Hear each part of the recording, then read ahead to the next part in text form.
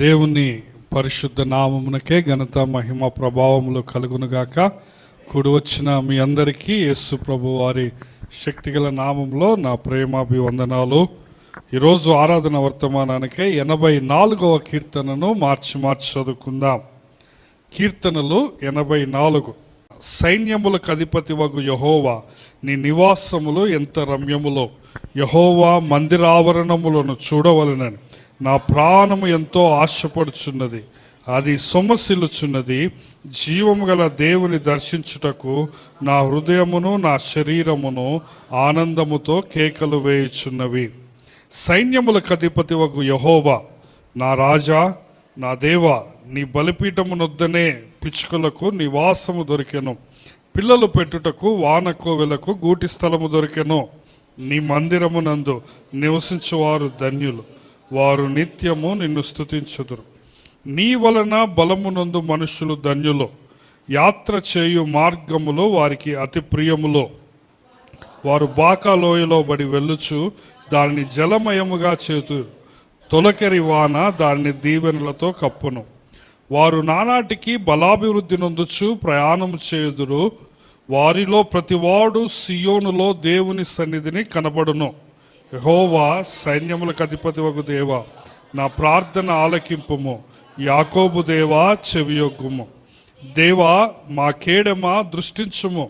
నీవు అభిషేకించిన వాని ముఖమును లక్షింపుము. నీ ఆవరణములో ఒక దినము గడుపుట 1000 దినముల కంటే శ్రేష్టము. భక్తిహీనుల గుడారములలో నివసించుట కంటే నా దేవుని మందిర ద్వారమునొద్ద నుండుట నాకిష్టము. దేవుడైన యెహోవా సూర్యుడును కేడెమునై ఉన్నాడు. యెహోవా కృపయు ఘనతయు అనుగ్రహించును. యథార్థముగా ప్రవర్తించు వారికి ఆయన ఏ మేలును చేయక మానుడు. సైన్యములకు అధిపతికి యెహోవా, నీ యందు నమ్మిక ఉంచువారు ధన్యులు. ప్రార్థన చేసుకుందాం. ఈ మొదటి వర్తమానంలో దేవుడు మనందరితో మాట్లాడాలని, మనము దేవుని ఆత్మతో సత్యముతో ఆరాధించడానికి కావలసిన వాక్యపు ప్రేరణ మనకు దయచేయాలని ప్రార్థన చేద్దాం. దయగలిగిన తండ్రి, ప్రేమగల ప్రభువా, గొప్ప దేవా, గొప్ప తండ్రి, మా నాయన, నీ పాదములకు వందనాలు, స్తుతులు, స్తోత్రాలు చెల్లిస్తుంటున్నాం తండ్రి. ఈ విధంగా మమ్మల్ని సజీవుల లెక్కలో ఉంచి మార్చి నెల 30వ తారీఖున ఆయన చివరి ప్రభుదినం వరకు మమ్మల్ని ఆయన క్షేమకరంగా నడిపించిన నీ ప్రేమంతటిని బట్టి నీకు వందనాలు. నిజంగా నాయన, గతించిన 3 నెలలు మీరు మాకు తోడుగా ఉన్నారు తండ్రి. క్షమిస్తూ వచ్చారు, నడిపిస్తూ వచ్చారు, పోషిస్తూ వచ్చారు, దీవిస్తూ వచ్చారు నాయన. మీకు వందనాలు తండ్రి. ఈ యొక్క ఉదయకాల సమయంలో మిమ్మల్ని ఆరాధించవలనని, మీకు కృతజ్ఞతలు చెల్లించవలనని నాయన నీ సన్నిధికి మేము వచ్చి ఉంటున్నాము. కాబట్టి నాయన, మిమ్మల్ని ఏ విధంగా ఆరాధించవలనో, ఎలా ఆరాధించవలనో నాయన ప్రభు, నాయన మీరే ప్రభు నీ వాక్యము ద్వారా మాకు కావలసిన ఆత్మ ప్రేరేపణ మాకు దయచేయండి. నీ దాసుడు నాయన నీ పక్షాన్ని నిలవబడుతున్నాడు తండ్రి. దాసుడు నాయన పిలిపించుకున్నటకు యోగ్యుడు కాడు ప్రభు నాయన. అయినప్పటికీ నీవు కనికరించి, క్షమించి, నీ రక్తాన్ని ప్రోక్షించి నాయన అభిషేకించి నీ నోటికి బూరగా వాడుకున్నామని ప్రార్థన చేస్తూ ఉంటున్నాము. వచ్చిన బిడ్డలందరితో నాయన నీ వాక్యమును తండ్రి విరిచి పంచమని ప్రార్థిస్తూ, నీ వాక్యము ద్వారా మమ్మల్ని తృప్తిపరచమని యేసు ప్రభు శక్తిగల నామములోనే ఈ మనవులన్నీ అడిగి పొందుకొని ఉన్నాము మా ప్రియా పరమ తండ్రి, ఆమెన్. 84వ కీర్తనను మనం ఈరోజు ధ్యానం చేసుకుంటున్నాము కదా. 84వ కీర్తన యొక్క శీర్షికను మనము గమనిస్తే కోరహు కుమారుల కీర్తన అని మనం చూస్తాం కదా. మనము పోయిన వారము వరకు ఆసాపు గారి కీర్తనలు చదివి ధ్యానించి ఉంటున్నాం కదా. నేను చెప్తూ వచ్చాను, ఆసాపు గారు 12 కీర్తనలు రాశారని. 51, 73 నుంచి 83 ఆ విధంగా 12 కీర్తనలు బైబిల్లో ఉన్నాయని చెప్తూ వచ్చాను కదా. ఈ యొక్క కోరహు కుమారులు రాసిన కీర్తనలు 11 ఉన్నాయి బైబిల్లో. ఎన్నున్నాయి చెప్పండి? 11. అవేమిటంటే 42వ కీర్తన, తర్వాత 44 నుంచి 49, 84, 85, తర్వాత 87, 88 ఈ విధంగా 11 కీర్తనలు ఉంటున్నాయి. సో ఈ కోరహు కుమారులు రాసిన కీర్తన, నిజానికి కోరహు ఎవరు అని మనం ఆలోచిస్తే మనకంత స్పష్టంగా అర్థం కాదు బైబిల్లో, పాత నిబంధనలో కదా. ఈ కోరహు ఎవరు అంటే బైబిల్లో పాత నిబంధనలో చాలామంది కోరహులు ఉన్నారు, కానీ మనకు ఒకే ఒక్క కోరహు తెలుసు.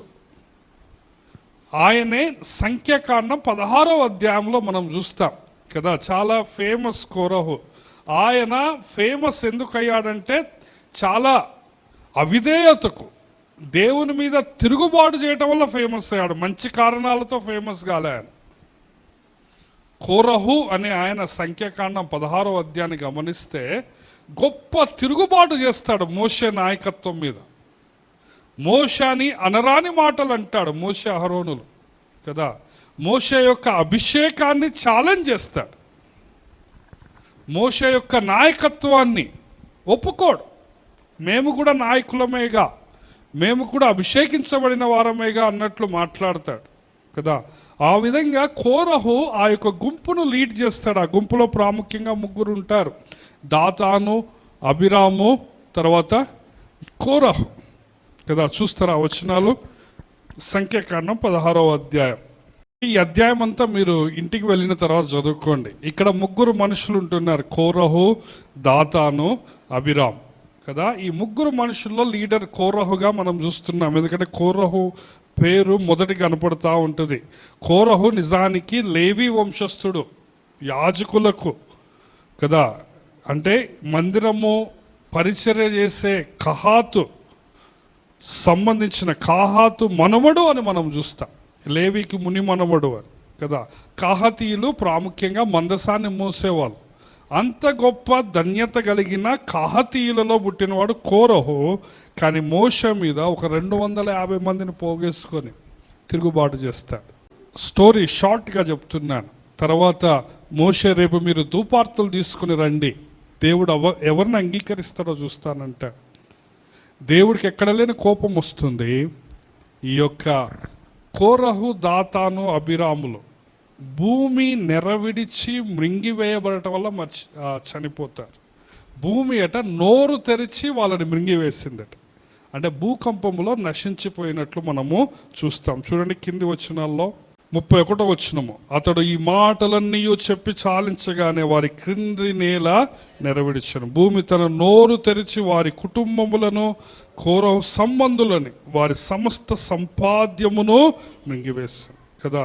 సో ఆ విధంగా భూకంపము, గొప్ప భూకంపంలో వాళ్ళు నశించిపోతారు. మోషే ముందుగానే చెప్తారు కదా. 30వ వచనంలో ఏమంటాడంటే, పాతాళము వీళ్ళ నోరు తెరిచి మింగివేస్తే దేవుడే వీళ్ళ మీద తీర్పు తీరుస్తున్నాడని మీరు తెలుసుకోవాలి అని ముందుగానే చెప్తారు. వీళ్ళది న్యాచురల్ డెత్ కాదు, కానీ వీళ్ళ మీదకి గొప్ప తీర్పు రాబోతుంది. అదేంటదంటే, ఒక వింత సంభవించినట్లు వీరు చనిపోతారు. మీరు ఎప్పటి వరకు ఇట్లా చూడలేదని చెప్పినప్పుడు దేవుని తీర్పు వాళ్ళ మీదకి వస్తే వాళ్ళు చనిపోతారు. ఈ విధంగా కోరహు మనకు తెలుసు బైబుల్లో, అది నేను మీకు చెప్పదలుచుకున్నది కదా. సో నేను ఎందుకు ఈ సంఖ్యాకాండం 16వ అధ్యాయం చూపిస్తూ వచ్చాను అంటే, చాలామంది బైబుల్ పండితులు ఏమంటారంటే, ఆ కోరహు సంబంధికులే ఈ కోరహు కుమారులు అంటారు. నిజానికి కోరహు కుమారులందరూ చనిపోయినట్లు మనము సంఖ్యాకాండం 16లో చదివాం. కానీ బైబుల్ పండితులు ఏమంటారంటే, కొంతమంది చిన్నపిల్లలు మిగిలి ఉండవచ్చు, ఏ పాపం పుణ్యం ఎరగని వాళ్ళు దేవుని సన్నిధిలో, వాళ్ళు కహతీయులు కాబట్టి ఆ విధంగా మందిరంలో పెరిగి ఉండవచ్చు. ఆ విధంగా వాళ్ళు పెరిగి పెద్దయి వారి తరాలు దావీదు వంశానికి, దావీదు కాలానికి వచ్చేసరికి వాళ్ళు మందిరములో గొప్ప నాయకులుగా స్థిరపడతారు. కొన్ని వందల సంవత్సరాల తర్వాత, అంటే ఒక 500 సంవత్సరాల తర్వాత ఈ పిల్లల వంశావళిలో వచ్చిన పిల్లలను వాళ్ళ తాత, ఆ ముత్తాత పేరు వాళ్ళకు పెట్టుకున్నారు. ఆయన పేరేం పేరు? కోర. నేను మీకు జ్ఞాపకం చేస్తున్నానంటే, మీరు అందరూ అనుకోవచ్చు, మా నాన్న మంచోడు కాదు, మా తాత మంచోడు కాదు, మా ముత్తాత మంచోడు కాదు అనుకోవచ్చు. కానీ నిజానికి నీవు దేవునికి సమర్పించుకుంటే, నీ తల్లిదండ్రులు, నీ తాత ముత్తాతలు ఎట్లున్నా కానీ దేవుడు నీ వలన అద్భుతాలు చేస్తాడు. హల్లెలూయా. చాలామంది బాధపడుతూ ఉంటారు కదా, నేను ఒకవేళ మంచి కుటుంబంలో పుడితే ఎంత బాగుండును అని. అవునా కదా. కానీ కోరహు కుమారులు కూడా ఏ మంచి కుటుంబంలో పుట్టలే, వింటున్నారా? అయినప్పటికీ కోరహు కుమారులు ఎన్ని కీర్తనలు రాశారు చెప్పండి బైబిల్లో?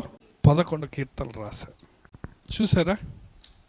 ఆ యొక్క డిఎన్ఏలో వచ్చిన పిల్లలే. మా నాన్న బాగోలేడు, మా నాన్న మంచిగా ఉండటం లేదు, మా తాత మంచిగా లేడు, అందుకే నేను కూడా తప్పుదోవలో పడుతున్నాను అనుకుంటారు కదా. మా ఊరు మంచిది కాదు, మా కాలనీ మంచిది కాదు, నేను చదివిన స్కూల్ మంచిది కాదు, నేను పెరిగిన పరిస్థితులు మంచివి కావు, నేను పెరిగే వాతావరణం సరిగా లేదు కాబట్టి నేను ఇట్లా తయారైనా అంటారు. అంతుంటుంది. నీవు దేవునికి నమ్మకంగా ఉంటే, నీవు దేవునికి కరెక్ట్గా ఉంటే, నువ్వు ఎటువంటి పరిస్థితుల్లో పెరిగినా కానీ దేవుడు నిన్ను వాడుకుంటాడు. తామర పువ్వు బురదలోనే ఉంటుంది, కానీ తామర పువ్వుకు బురద అంటుద్దా? అంటది. చేప సముద్రంలోనే ఉంటుంది కదా, కానీ చేపలో ఉప్పు ఉంటుందా? ఉండదు. కాబట్టి మనము ఏమి జ్ఞాపకం చేసుకోవాలంటే, నీవు నీ పరిస్థితుల మీద నీవు నిందేయకూడదు. మా ఇల్లు మంచిగా లేదు, మా వాతావరణం మంచిగా లేదు, నా స్కూల్ ఫ్రెండ్స్ మంచిగా లేరు, నేను తిరిగే జనాలు మంచిగా లేరు. కొంతమంది అయితే వయసు సరిది కాదంటారు, వయసు అలాంటిది అంటారు, సర్కిల్ అట్లాంటిది అంటారు. అవన్నీ కూడా నీ శరీరపు కోరికలకు నువ్వు చెప్తున్న సాకులు. అర్థమవుతుందా? వింటున్నారా? కాబట్టి ఈరోజు కోరహు కుమారుల గురించి మనం ఏం నేర్చుకోవాలంటే, అటువంటి కోరహు కడుపున పుట్టిన వీళ్ళే బైబుల్ మధ్యలోకి వచ్చేసరికి గొప్ప గొప్ప కీర్తనలు రాశారు. ఈరోజు మనము చదివిన ఈ 84వ కీర్తన కూడా మనము గమనిస్తే, దేవుని యొక్క మందిరము కోసం వాళ్ళకున్న ఆకలి దప్పులు చూస్తాం. దేవుని మందిరము కోసం వాళ్ళకున్న ఆ దాహము, ఆ తృష్ణను మనము గమనిస్తాం. నిజానికి ఈ కీర్తన నేపథ్యాన్ని మనం గమనిస్తే, ఈ కోరహు కుమారులు ఆ రాజ్యం యొక్క నలుమూలల నుంచి ప్రయాణం చేస్తూ దేవుని మందిరంలో కనపడదామని వస్తూ ఉంటారు కదండి. ఆ విధంగా వస్తున్నప్పుడు దేవుడు ఎన్నో కష్టాలు, ఎన్నో లోయలు, ఎన్నో ప్రమాదాలను వాళ్ళని దాటించుకొని క్షేమముగా వాళ్ళని యెరూషలేముకు తీసుకుని వచ్చినప్పుడు వాళ్ళకి ఎంతో ఆనందం అవుతుంది కదా. ఈ రోజులో లాగా మందిరము వాళ్ళకి మన దగ్గర, మన పక్కనే, మన కాలనీలోనే, మన వీధిలోనే లేదు వాళ్ళకి. వింటున్నారా? ఆ యొక్క వాళ్ళు ప్రపంచంలో భూమి మీద ఎక్కడ ఉన్నా కానీ సంవత్సరానికి కనీసం 3 సార్లు యెరూషలేం పట్టణానికి పోవాలా, మందిరానికి. అది దేవుని ఆజ్ఞ. ఎంత దూరమైనా, ఎంత కఠినమైన బాధ అయినా నువ్వు మందిరములో ఒట్టి చేతులతో కనపడకూడదు అనేది దేవుడు వాళ్ళకిచ్చిన ఆజ్ఞ. సో ఆ విధంగా వాళ్ళు మందిరంలో కనపడటానికి ఎంతో ప్రయాసతో వెళ్ళేవాళ్ళు కదా. ఈ రోజుల్లో మనకి ఇంటి పక్కన మందిరం ఉన్నా కానీ మనము వెళ్ళటానికి ఇష్టపడట్లే, త్వరగా రావటానికి ఇష్టపడం. చూసారా? కోరహు కుమారుల యొక్క విశ్వాసము, మన విశ్వాసమును మనం ఒకసారి పరీక్షిద్దాం కదా. నేను ముందే చెప్పాను, 42వ కీర్తన, మొట్టమొదటిగా వీళ్ళు రాసిన 42వ కీర్తన మొదటి 2 వచనాలు మనం గమనిస్తే, ఈరోజు మనం చదివిన 84వ కీర్తనకు చాలా పోలికలు మనకు కనపడతాయి. చదవండి ఎవరైనా 42వ కీర్తన. దుప్పి నీటి వాగుల కొరకు ఆశపడుచున్నట్లు, దేవా నీ కొరకు నా ప్రాణము ఆశపడుచున్నది, నా ప్రాణము దేవుని కొరకు తృష్ణ కొనుచున్నది. దేవుని సన్నిధికి నేను ఎప్పుడు వచ్చేదను, ఆయన సన్నిధిని నేను ఎప్పుడు కనబడదను, దేవుని సన్నిధికి ఎప్పుడు వచ్చేదను, నేను ఆయన సన్నిధికి ఎప్పుడు కనపడదనని జీవము గల దేవుని కోసము నా ప్రాణము తృష్ణ కొనుచున్నది అంట. దేవుని మందిరము కోసము నిజమైన విశ్వాసం అయితే నీలో ఈ తృష్ణ ఉంటుంది. నీ యొక్క హృదయం నిజంగా మార్చబడితే, నువ్వు నిజంగా పునర్జన్మ పొందితే, నువ్వు నిజంగా బాప్తిసం తీసుకుని రక్షింపబడిన వ్యక్తివైతే, నువ్వు నిజంగా ఆధ్యాత్మిక వెలుగు నీకు వస్తే, దుప్పి నీటి వాగుల కోసం ఆశపడే అంత ఆశ దేవుని సన్నిధి కోసము నీలో ఉంటుంది. అంత ఆశ నీలో ఉంటుంది. అర్థమవుతుందా? ఈ రోజున నీకు ఆ ఆశ లేదంటే, దివారాత్రములు దేవుని సన్నిధిలో ఉండాలి, దివారాత్రములు దేవుని ఆరాధించాలనే ఆశ నీలో లేకపోతే నీ హృదయాన్ని ఒకసారి పరీక్షించుకోవాలి. దావీదు 27వ కీర్తన 4వ వచనంలో ఒక గొప్ప మాట అంటాడు. చూడండి, 27వ కీర్తన 4వ వచనము. యెహోవా యొద్ద ఒక వరము అడిగి తిని దానిని నేను వెదకుచున్నాను. యెహోవా ప్రసన్నతను చూచుటకును ఆయన ఆలయములో ధ్యానించుటకును నా జీవిత కాలమంతయు నేను యెహోవా మందిరములో నివసింపగోరుచు. ఇది దుప్పి నీటి వాగుల కోసం ఆశపడటం అంటే, ఇది దేవుని సన్నిధి కోసము తృష్ణ కొనటం అంటే, ఇది ఎండాకాలములో ఎడారి ప్రాంతములో నీటి కోసం ఆ దుప్పి పరిగెడతా ఉంటుంది. ఎక్కడ చూసినా ఎండమావులు ఉంటాయి. అయినా ఆ ఎండమావిని చూసుకొని వాటర్ అనుకొని భ్రమపడి పరిగెత్తిపోతూ ఉంటాయి. ఆ విధంగా దావీదు ఏమంటున్నా అంటే 27వ కీర్తన 4వ వచనంలో, యెహోవా యొద్ద ఒకే ఒక్క వరం అడిగిన నేను. ఎన్ని వరాలు అడిగినట్టు చెప్పండి? ఒకే ఒక్క వరం. అదేంటదంటే యెహోవా ప్రసన్నతను చూడాలి, ఆయన ఆలయంలో ధ్యానించడానికి నా జీవిత కాలం అంతయు నేను యెహోవా మందిరములో నివసింపగొరచు. దాన్ని నేను వెదకుచున్నాను అంటున్నాను. ఒక వరము అడిగితేనే నేను దాన్ని వెదకుచున్నాను జీవిత కాలమంతా. సో ఈ విధమైన తృష్ణ నీలో ఉండాలి. హల్లెలూయా. ఒకసారి మన జీవితాలను మనం పరీక్ష చేసుకుందాం. దేవుని మందిరం అంటే మనకి ఇట్లాంటి ఆశ ఉన్నదా లేదా? ఈ కోరహు కుమారులు వాళ్ళ బ్యాక్గ్రౌండ్ ఏదైనా కానీ వాళ్ళు ఏమయ్యారంటే నిజమైన దేవుని విశ్వాసులయ్యారు, నిజమైన దేవుని బిడ్డలయ్యారు, నిజంగా దేవుని వెదకు వాళ్ళగా మారారు. హల్లెలూయా. రండి, 84వ కీర్తన 1-2 వచనాలు. సైన్యములకు అధిపతి వగు యెహోవా నీ నివాసములు ఎంత రమ్యము. యెహోవా మందిరావరణములను చూడవలనని నా ప్రాణము ఎంతో ఆశపడుచున్నది, అది సొమ్మసిల్లుచున్నది. జీవము గల దేవుని దర్శించుటకు నా హృదయము నా శరీరమును ఆనందముతో కేకలు వేయచ్చు కదా. 42వ కీర్తన స్టార్టింగ్ ఏ విధంగా ఉందో ఈ 84వ కీర్తన స్టార్టింగ్ కూడా అదే ఉంది కదా. దేవుని మందిరావరణము చూడవలనని నా ప్రాణం ఎంతో ఆశపడుచున్నది, సొమ్మసిల్లుచున్నది. జీవము గల దేవుని దర్శించుటకు నా హృదయము నా శరీరము ఆనందముతో కేక. కొంతమంది అంటారు కదా, అన్న నా కడుపులో ఉంటుందన్న ఆ చర్చికి రావాలని, నా హృదయంలో ఉంటుందన్న, కానీ రాలేకపోతున్నా అంటారు కదా. ఈడ హృదయమే కాదు, శరీరము హృదయం రెండు కేకలు వేస్తున్నాయి. హల్లెలూయా కదా. నిజంగా హృదయంలో ఉంటే అది బయట కనపడుతుంది, అవునా కదా. నేను ఆ హృదయంలో చచ్చిపోవాలనే ఉంది కానీ నేను పనికి పోయినా అంటే ఎట్లుంటుంది? కీర్తనకారుడు ఏమంటున్నాడు? నా హృదయము నా శరీరము ఏం చేస్తుందట? కేకలు వేస్తుంది, ఆనందముతో కేకలు వేయచ్చు. హల్లెలూయా. యెహోవా మందిరావరణములు చూడాలి. చూడండి, మీలో మన అందరిలో ఇటువంటి దేవుని సన్నిధి కూర్చిన ఆకలి దప్పులు ఉన్నాయా లేవా?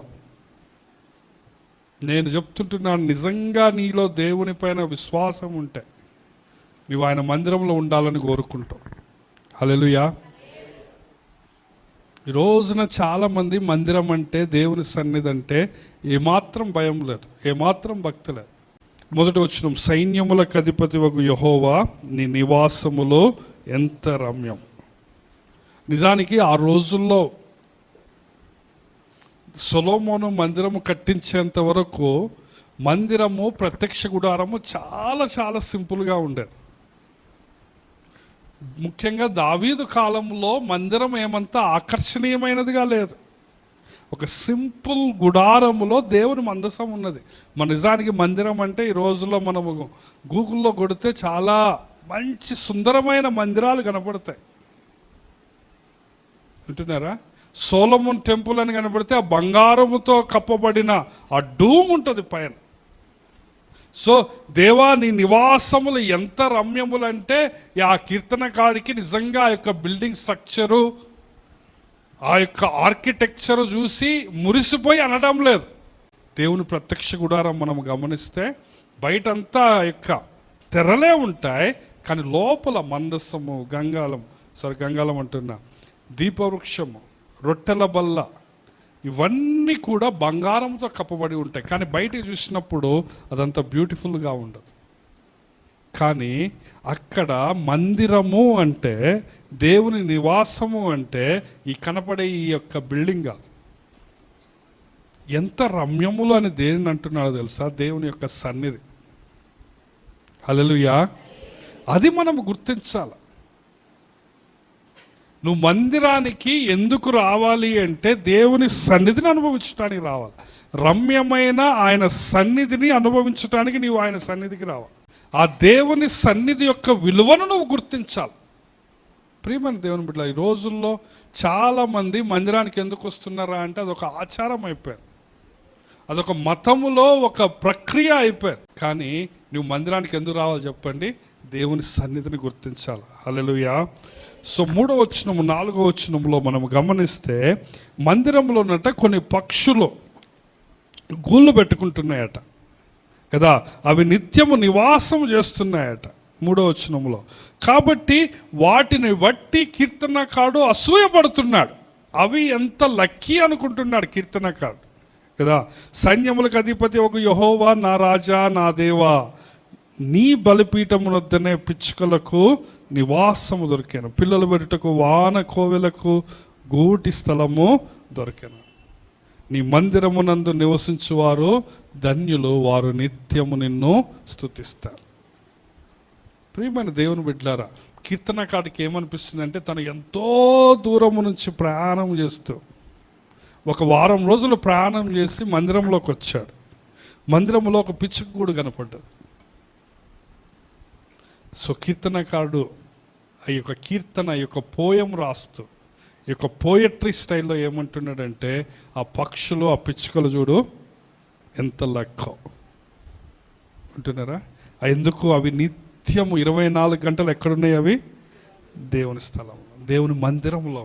మనలో అంత ఆశ ఉంటుందా దేవుని సన్నిధి గురించి? నిజంగా మీరు ఎప్పుడైనా అనుకున్నారా? పరిమళన్న, శ్యామలక్క ఎంత లక్కీ, మందిరం కిందనే ఉంటారు. లేకపోతే మందిరంలో పనిచేసేటోళ్ళు ఎంత భాగ్యవంతులు, శనివారం సాయంకాలం వచ్చి క్లీనింగ్ చేస్తారు, సండే ఎర్లీగా వస్తారు ఒక అర్ధగంట ముందు, అందరు పోయినా ఒక అర్ధగంట, ఒక గంట ఉండి మందిరం కిటికీలు వేస్తారు, మనకంటే ఎక్కువ టైం ఉంటున్నారు. వాళ్ళు ఎంత అదృష్టవంతులు అని ఎవరికన్నా అనిపిస్తుందా? మనకి అనిపించదు. కీర్తనకారుడు ఏమంటున్నాడంటే, మందిరంలో ఎవరు ఎక్కువ సమయం ఉంటే వాళ్ళు భాగ్యవంతులు. మనం ఈరోజు ఏమి నేర్చుకున్నామంటే, నీ యొక్క బ్యాక్గ్రౌండ్ ఏదైనా కానీ, నీ విశ్వాసానికి, నీ అవిశ్వాసానికి, నీ విధేయతకు, లేకపోతే నీ అవిధేయతకు అది సాకులు కాకూడదు. దేవుడు నిన్ను నీవుగా ప్రేమిస్తున్నాడు. వాళ్ళు పేరుకి కోరహు కుమారులైనా కానీ వాళ్ళు గొప్ప విశ్వాసంతో ఉన్నారు. రెండవది నేనేం జ్ఞాపకం చేస్తున్నానంటే, దేవుని మందిరం పట్ల మనకు నిజమైన ఆకలి దప్పులు కలిగి ఉండాలి, నిజమైన ఆశ కలిగి ఉండాలి. బైబిల్ గ్రంథంలో వాళ్ళంతా కూడా దేవుని సన్నిధి అంటే అంత ఆశపడ్డారు. ఒకటే ఒక వరం అడిగిన, దానినే నేను వెతుకుచున్నా, జీవము గల దేవుని, ఆయన ప్రసన్నతను చూడటానికి. ఆయన మందిరంలో నేను చిరకాలం కదా, నా జీవిత కాలమంతయు ఆయన మందిరంలో నివసింపకోవచ్చు కదా. ఇక్కడ 3వ వచనంలో ఏమంటాడంటే, మన దేవుడు ఎవరంటే చెప్పండి? సైన్యములకు అధిపతియగు యెహోవా, నా రాజా, నా దేవుడు కదా. ఈ 3 మాటలు జ్ఞాపకం పెట్టుకోండి. ఆయన నీ దేవుడు, ఆయన నీ రాజు, ఆయన నీకు ప్రభువు. హల్లెలూయా. ఆయన మందిరంలోకి ఆయన నిన్ను తీసుకుని వచ్చాడు. నిజానికి రోజులు బాగోట్లేదు, వ్యతిరేకత పెరిగిపోతా కదా. చాలా దేశాల్లో ఈ విధంగా మందిరంలోకి వచ్చి ఆరాధించే స్వాతంత్రము లేదు. మనకెన్ని రోజులు ఉంటుందో తెలియదు. ఎందుకు అంటే, ఎక్కడ చూసినా సాతానుడు భయంకరంగా ఏం చేస్తున్నాడు? విజృంభిస్తున్నాడు. మీకు తెలుసో తెలీదో, ఆంధ్రప్రదేశ్లో పోయిన నెలలో మందిరాలన్నిటి మీద సర్వే చేయమని జీవో పాస్ అయింది. ఎక్కడ ఏ మందిరము కట్టబడ్డది, దానికి పర్మిషన్ ఉందా లేదా, ప్రతి మందిరానికి పర్మిషన్ ఉందా లేదా, బిల్డింగ్ ప్లాన్ ఉందా లేదా అని సర్వే చేయమని. మళ్ళీ దాన్ని వాళ్ళు ఏం చేసుకున్నారంటే వెనక తీసుకున్నారు. భారతదేశంలో మణిపూర్లో ఎన్నో మందిరాలు తగలబెట్టారు. దగ్గర దగ్గర 250 చర్చిలు మణిపూర్లో తగలబెట్టారు, పెద్ద పెద్ద చర్చి. సో మన పక్క ఆంధ్రప్రదేశ్లోనే సర్వే అంటున్నా. కాబట్టి నేను మీకేం జ్ఞాపకం చేస్తున్నానంటే, ఇట్లాంటి దేవుని మందిరము, ఇట్లాంటి సహవాసము, ఇట్లాంటి సన్నిధి, ఈ యొక్క భాగ్యము రేపటి రోజున ఉంటుందో ఉండదో మనకి తెలియదు. మన తెలుగు రాష్ట్రాల్లోనే ఒక పాస్టర్ని ఘోరాతి ఘోరంగా హత్య చేస్తారని ఎవరైనా ఎక్స్పెక్ట్ చేశారా? చేయలే. రోజులు మారిపోతున్నాయి. హత్య చేసింది కాకుండా చాలామంది సోషల్ మీడియాలో మేమే చంపింది, ఇంకా కావాలంటే ఇంకెవరినైనా చంపుతాం అంటున్నారు. అట్లాంటి రోజులు వస్తాయని మనం ఊహించినామా? ఒకప్పుడు నిరుద్యోగ సమస్య గురించి మాట్లాడేవాళ్ళు, ఒకప్పుడు పేదరికం గురించి మాట్లాడేవాళ్ళు అందరూ. ఒకప్పుడు జనాలకి చదువులు బాగలేవు, ఉద్యోగాలు లేవు, పనులు లేవు, ఇవి మాట్లాడారు. కానీ ఇప్పుడు అందరూ ఏంటిది? మొత్తం కదా. కాబట్టి నేను మీకు ఏమి తెలియజేస్తున్నానంటే, మనకి ఈ భాగ్యం ఉన్నప్పుడే మనం సద్వినియోగం చేసుకోవాలి. మందిరము, దేవుని సన్నిధి అనే భాగ్యం ఉన్నప్పుడు మనం ఏం చేసుకోవాలి చెప్పండి? దీనిని సద్వినియోగం చేసుకోవాలి కదా. మోకాళ్ళు మంచిగా ఉన్నప్పుడు నువ్వు మోకరించలే, ఇప్పుడు ముసలిదానం అయినావు, ఇప్పుడు మోకాలు నొప్పులు వస్తున్నాయి, ఇప్పుడు మోకరించాలంటే ఆడ కుదిరిద్ది నీకు? కళ్ళు బాగున్నాయి, టైం ఉన్నప్పుడు బైబిల్ చదవాలి. ఇప్పుడు గుడ్డోడి అయినా బైబిల్ చదవాలంటే ఎట్ట కుదిరిద్ది? నాకు బైబిల్ చదవాలని ఎంత ఆశ ఉన్నదో అంటే ఏమవుతుంది? కాబట్టి నేను ఏమి జ్ఞాపకం చేస్తున్నాను అంటే, దేవుడు మనకు అవకాశం ఇచ్చినప్పుడు మనం దాన్ని సద్వినియోగం. కోరహు కుమారులు దేవుని మందిరం పట్ల ఎంత ఆశ కలిగి ఉన్నారో మనం జ్ఞాపకం చేసుకుంటున్నాం. హల్లెలూయా. కాబట్టి మనకు కూడా అటువంటి ఆశతో, అటువంటి దేవుని సన్నిధిని మనం ఎంజాయ్ చేస్తూ, 4వ వచనం, నీ మందిరమునందు నివసించువారు ధన్యులో, వారు నిత్యము నిన్ను స్తుతించరు కదా. ఈరోజు నువ్వు మందిరానికి వచ్చావంటే నువ్వు ధన్యుడు. హల్లెలూయా. ఈ భూమి మీద ఎంతోమంది ఉన్నారు, నీ బంధువులు ఎంతోమంది ఉన్నారు, నీ చుట్టాల్లో ఎంతోమంది ఉన్నారు, నీ ఫ్రెండ్స్లో ఎంతోమంది ఉన్నారు, నీ ఇరుగు పొరుగు వారిలో ఎంతోమంది ఉన్నారు. కానీ దేవుడు నిన్ను ఈరోజు ఏం చేశాడు? తన మందిరానికి తీసుకుని వచ్చాడు. అంటే నువ్వెవరో చెప్పండి? ధన్యుడవు. ఎవరు చెప్పండి? నీవు ధన్యుడు. నీవు నిజముగా ఆశీర్వదించబడిన వాడు. ధన్యత అంటే ఏంటంటే ఆశీర్వాదం. సో నిజమైన ఆశీర్వాదము, నిజమైన ధన్యత ఏంటిదంటే, నువ్వు ఈరోజు ఏంటో చెప్పండి? మందిరంలోనికి వచ్చావు. హల్లెలూయా. మనం కొత్త సంవత్సరం అనుకున్నాం. రేపటితో 3 నెలలు అయిపోయాయి. 4 క్వార్టర్స్లో క్వార్టర్ అయిపోయారు. సంవత్సరంలో 4 భాగాలు ఉంటే ఒక భాగము అయిపోయింది. న్యూ ఇయర్ అంటే ఏమైపోయింది? రూపాయల పావులు అయిపోయాయి. ఇంకా 30 ఉంది. 30 కూడా ఇట్లా కళ్ళు మూసుకొని VBS చేసుకొని కదా, కొత్త సంవత్సరం బళ్ళ పోయి వచ్చేసరికల్లా అయిపోతుంది. అవునా కదా. కానీ దేవుడు ఏం చేస్తూ వచ్చాడు చెప్పడం? మనల్ని కాపాడుతూ వచ్చాడు. ఈరోజు ప్రభు మందిరాన్ని ఆయన మనకిచ్చాడు. ఈ భాగ్యాన్ని బట్టి ఈరోజు మనం ప్రభువుని ఆరాధించాం. ఆయన ఇచ్చిన సన్నిధిని మనం జ్ఞాపకం చేసుకుంటూ, ఆయన నీ రాజని, ఆయన నీ దేవుడని, ఆయన సైన్యములకు అధిపతికి యెహోవా అని, ఆయన జీవము గల దేవుడని నువ్వు గుర్తించి, ఈ లోకంలో ఎంతోమంది జీవము లేని వాళ్ళు ఉన్నారు, కానీ ఆయన ఒక్కడే జీవము గల దేవుడని నువ్వు గుర్తించి ప్రభుని ఆరాధిద్దాం. రండి, ఒకరి తర్వాత ఒకరు ప్రభుని ఆరాధించవలసిందిగా మనవి చేస్తుంటున్నాను.